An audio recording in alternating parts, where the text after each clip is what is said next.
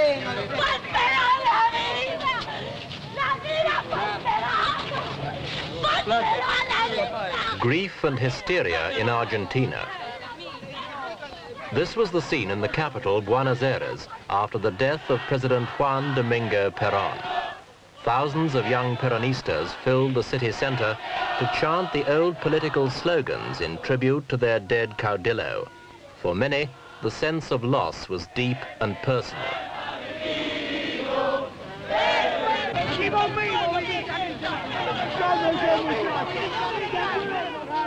Juan Peron was arguably the most powerful political personality the Western world has produced since the Second World War.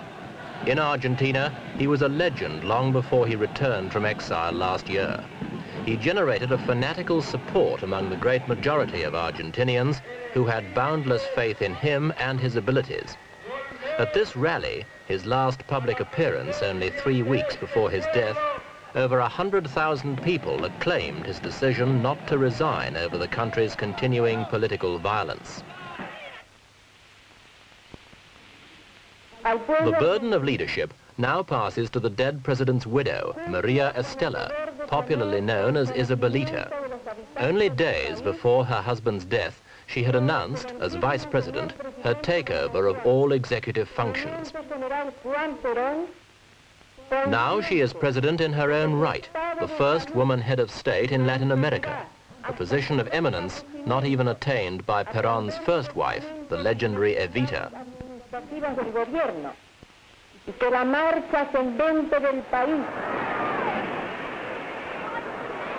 Peron was first elected president of Argentina in 1946. From the beginning, he drew his support from the great mass of underprivileged Argentinians, the descamisados, or shirtless ones. For many of them, he was an idol, the first Argentinian leader who really did something for the common man.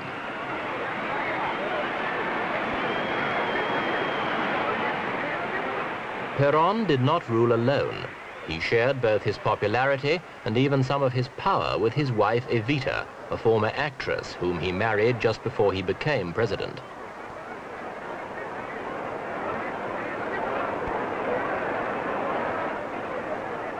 Despite his adulation by the masses, Peron was often a ruthless president, crushing opposition and ruling through the army, the police, and the labor unions.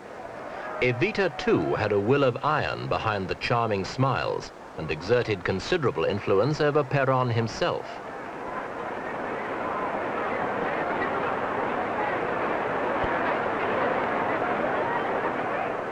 Peron brought to Argentina a new sense of national identity and a new political creed called justicialism, an ill-defined ideology which he claimed was a third way between communism and capitalism, and which favored the workers against entrenched oligarchs. In 1952, Evita died of cancer at the age of 33. Millions of Argentinians, especially the poor, had revered her as a saint. Quite apart from their gratitude for her tireless efforts to improve social welfare for the workers, they felt she belonged to them, and her funeral was the occasion for the biggest display of mourning ever seen in Argentina. Peron's position was never the same again, and 3 years later, he was toppled from power by a military coup.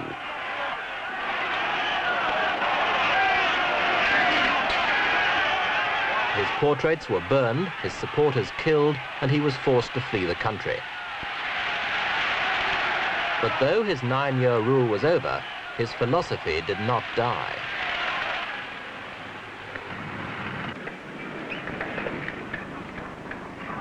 After 5 years in various South American countries, Peron finally settled in Spain, where he lived a quiet life in a suburb of Madrid.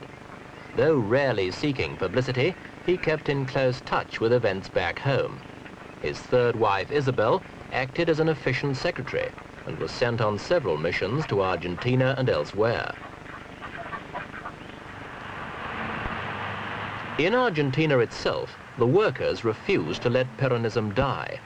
The memory of Evita especially was cherished down the years, hardly an anniversary of her death passing without some kind of official recognition from the unions or the active Justicialist Party.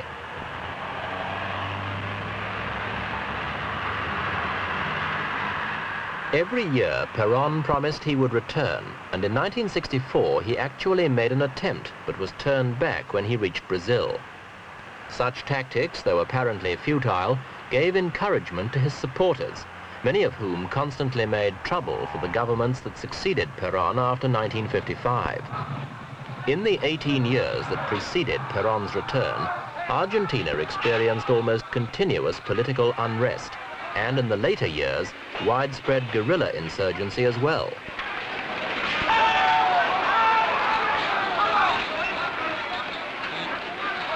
In 1969, hundreds of demonstrators were killed in riots in Cordoba and Rosario, and successive military regimes found they couldn't cope with the resulting mass alienation and unrest.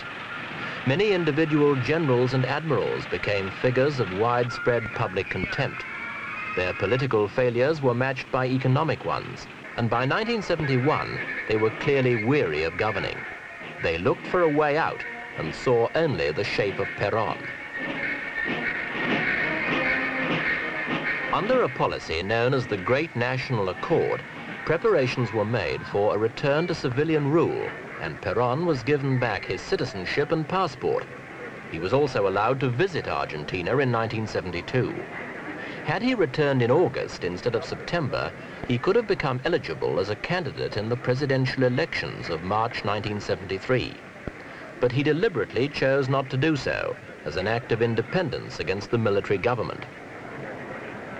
Instead, the Peronist cause was represented by Héctor Cámpora, whose slogan left no one in any doubt. Cámpora for government, power to Peron. He won the election easily. Estaba preso y que no aceptábamos, habíamos ya tomado los recaudos legales y que por supuesto íbamos a hacer la denuncia a la opinión pública por intermedio del periodismo.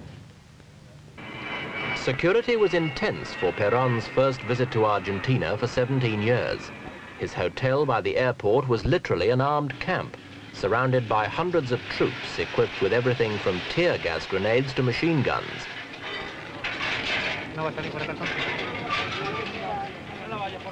But when Peron finally returned home 6 months later, it was a very different story. The military refused President Cámpora's request for more troops at the airport, where 2 million people awaited the great arrival. When it was announced that Peron's plane had been diverted to another airport to ensure his safety, shooting broke out between rival Peronist factions. About 100 people were killed and 500 injured. The bloodbath was an inauspicious, but as events were to prove, not inappropriate homecoming for the aging caudillo.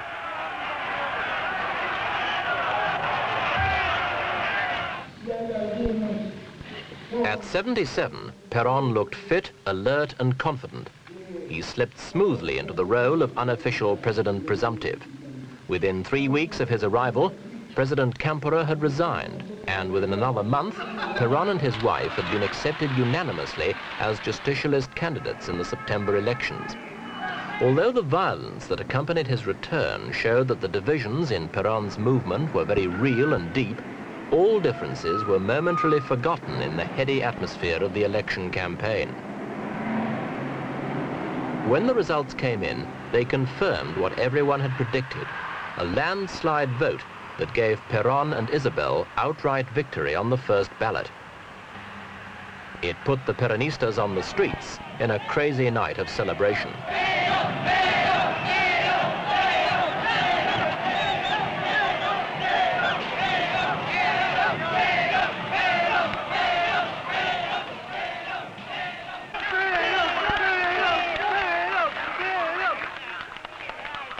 As a final touch to his rehabilitation, Peron appeared in military uniform for his inauguration. He'd been stripped of his rank in 1955 and had it reinstated by the last act of Héctor Cámpora's presidency. But for Peron, the time for bravura was over. As president, he now had to act. Was he the man to unite the nation and stop the slide towards anarchy?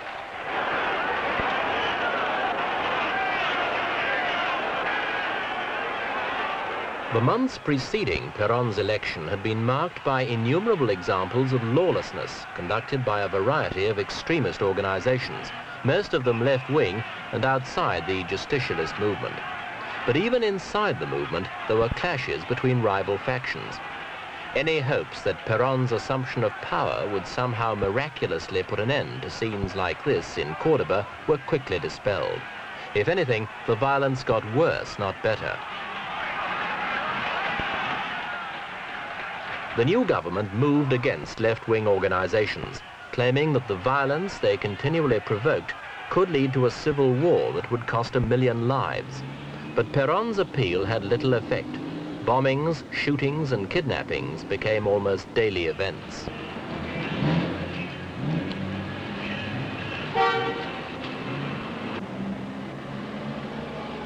The targets for these bomb outrages were often foreign-owned firms, especially American companies, which the left-wing guerrillas saw as manifestations of imperialism.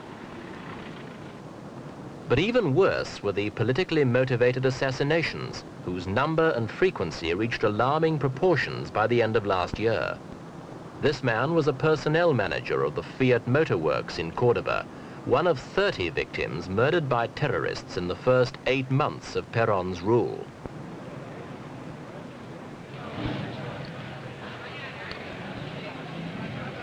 Another victim was Rogelio Correa, a labor leader on the right of the Peronist movement, who was gunned down in his apartment in Buenos Aires 3 months ago.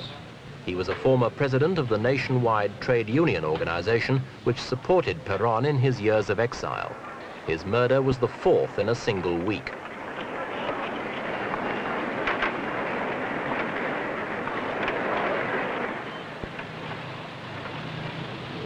Not all the violence comes from the left. There have been 3 attacks on Socialist Workers' Party offices and 6 Communist Party headquarters have been hit.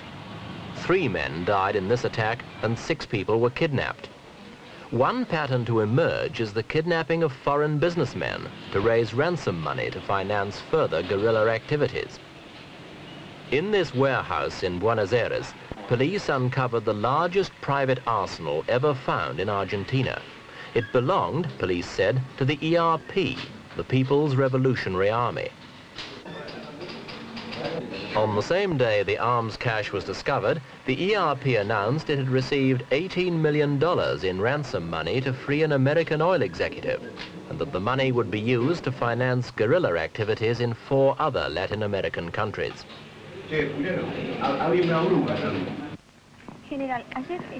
It was clear long before Peron's death that he was unable to heal the divisions in Argentine society, or indeed even in his own political movement. He was being forced to move more and more to the right, despite his assertions that Peronism was basically a left-wing movement. The time has come, he told his supporters, to stop shouting Peron and to start defending him. Y en lo que se refiere a las posibles modificaciones del gabinete. It would be difficult to imagine a worse situation for his widow to inherit. The power struggle within the movement is likely to intensify now the leader has gone. To meet such an emergency would demand a political maturity and experience which few people believe Senora Peron possesses.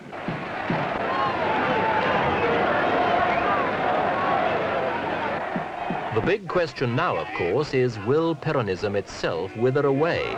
It survived an 18-year vacuum when its leader was exiled, but can it survive his death?